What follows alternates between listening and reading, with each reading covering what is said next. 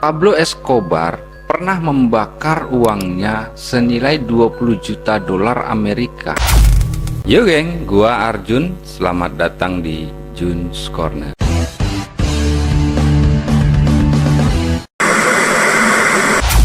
Kisah tentang seseorang yang dianggap sebagai pahlawan oleh sebagian masyarakat. Pada saat yang sama, orang tersebut dijadikan sebagai orang yang paling dicari atau buronan bagi negara.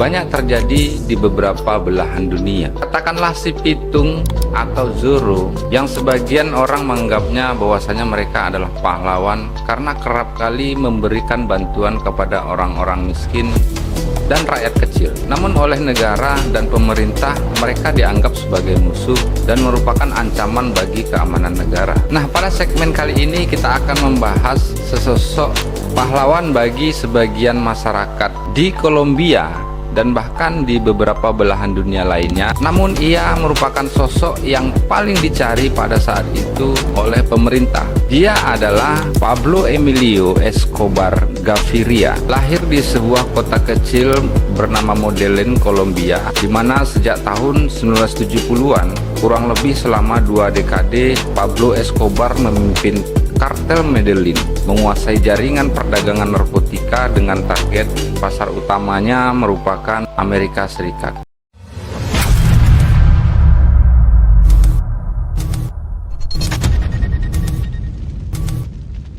Siapa sebenarnya Pablo Escobar? Mengapa ia banyak dielu-elukan sebagai sosok pahlawan bagi banyak masyarakat di Kolombia dan bahkan di beberapa belahan dunia lainnya? Dan pada saat yang sama ia dijadikan sebagai buronan bagi negara. Pablo Escobar memang sosok yang membawa banyak polemik.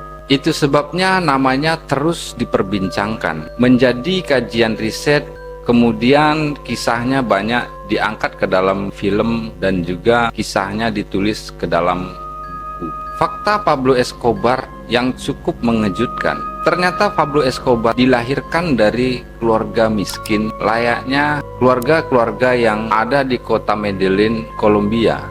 Escobar bahkan tidak dapat melanjutkan pendidikannya dikarenakan orang tua Escobar tidak sanggup untuk membiayai sekolah Escobar dan saudara-saudaranya. Kehidupan kota Medellín yang keras memaksa Escobar dan juga keluarganya untuk bisa bertahan hidup dengan cara apapun. Saat masih kecil, Escobar kerap kali melakukan pencurian terhadap batu nisan dari perkuburan. Kemudian batu nisan tersebut ia bersihkan dan ia cuci agar terlihat seperti baru, agar batu nisan tersebut dapat ia jual kembali. Jadi kehidupan masyarakat di kota Medellín pada saat itu memang benar-benar cukup memprihatinkan, karena memang perekonomian masyarakat kota Medellín saat itu sangatlah rendah. Nah, seiring berjalannya waktu, perilaku kriminal Escobar kian hari kian meningkat, hingga pada saat Escobar berusia 22 tahun, ia memulai karirnya sebagai seorang sindikat narkotika dengan menjadi seorang kurir di kota Medellín. Ia bekerja dengan seorang bandar kokain yang menguasai kota Medellín pada saat itu, Fabio Restrepo.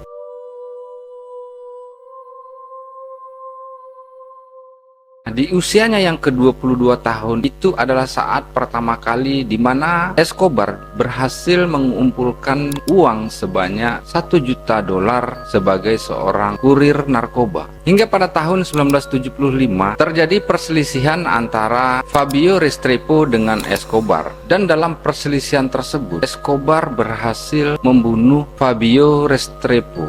Karena kasus tersebut, Escobar akhirnya ditangkap dan ditahan. Namun tidak butuh waktu lama bagi Escobar untuk lolos dari tahanan. Escobar mengerahkan seluruh anak buahnya untuk membunuh polisi-polisi yang menangkap Escobar. Ketakutan pada nama Pablo Escobar pun mulai menggema sejak saat itu.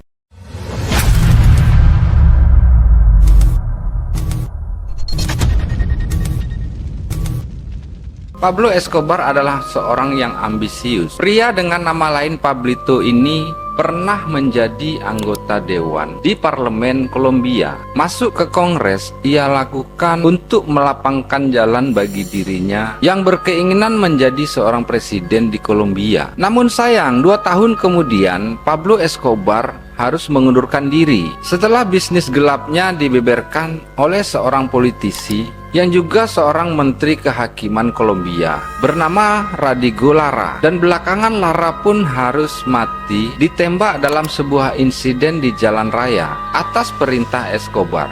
Siapapun orang-orang yang dianggap sebagai penghalang bagi mulusnya bisnis Pablo Escobar, Pablo Escobar tidak segan-segan untuk menghabisinya.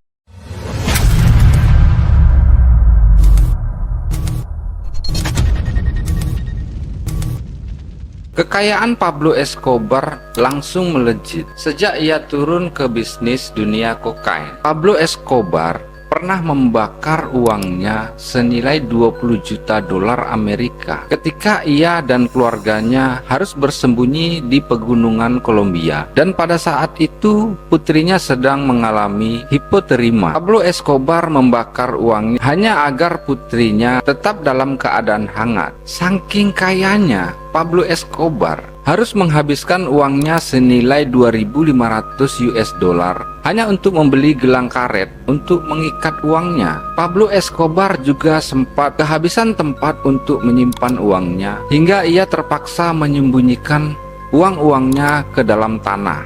Dan Pablo Escobar pernah kehilangan 2,2 miliar US dollar karena tumpukan uangnya telah dimakan rayap dan juga tikus. Pada tahun 1980, pihak berwenang Kolombia pernah melakukan penyitaan terhadap sebagian aset dari Pablo Escobar, termasuk 142 pesawat, 20 helikopter, dan 141 unit rumah serta perkantoran. Saking kayanya, Pablo Escobar pernah menawarkan diri untuk melunasi hutang-hutang negaranya sebesar 10 miliar dolar Amerika. Pada saat itu Escobar menawarkan kepada pemerintah untuk mencabut perjanjian ekstradisi dengan pemerintah Amerika. Hal ini ia lakukan agar Escobar terhindar dari penjara Amerika. Namun sayang, tawaran tersebut ditolak oleh pemerintah Kolombia pada saat itu. Upaya-upaya Pablo Escobar untuk menekan pemerintah Kolombia agar tidak menyerahkan dirinya kepada pemerintah Amerika Serikat ia lakukan. Pablo Escobar pernah mengerahkan pasukannya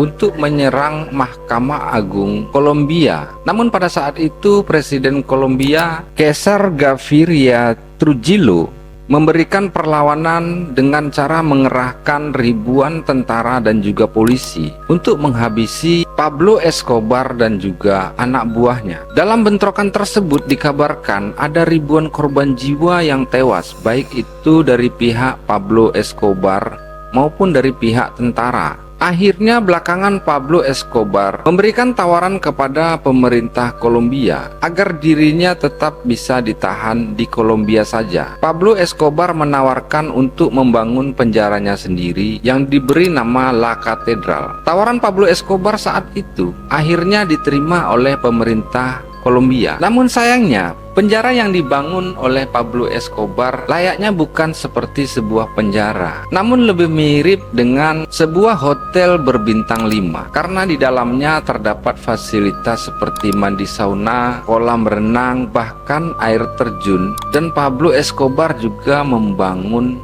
diskotik di dalam penjara tersebut. Bagaimana? Karena memang ia banyak uang, ya kan?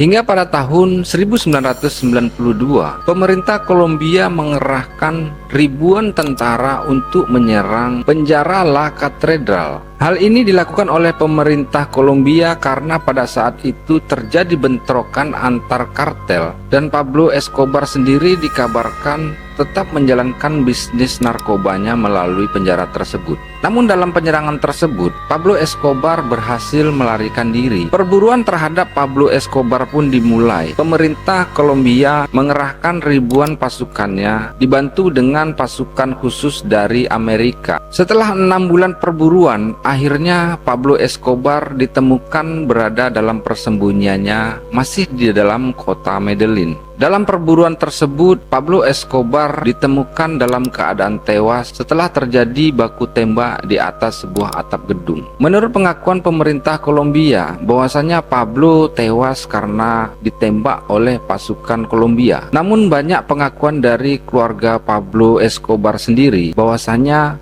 Pablo Escobar tewas karena bunuh diri. Beberapa keluarga terdekat Pablo Escobar sempat mengatakan bahwasannya semasa hidupnya Pablo pernah mengatakan pada saat kondisi terdesak, Pablo akan membunuh dirinya sendiri dengan cara menembak kepalanya tepat bagian dekat dengan telinga. Tewasnya Pablo Escobar membawa duka yang dalam bagi masyarakat Medellin dan juga Kolombia. Hingga pada saat pemakaman Pablo Escobar, tidak kurang dari 25.000 masyarakat ikut mengantarkan Pablo Escobar ke kuburnya.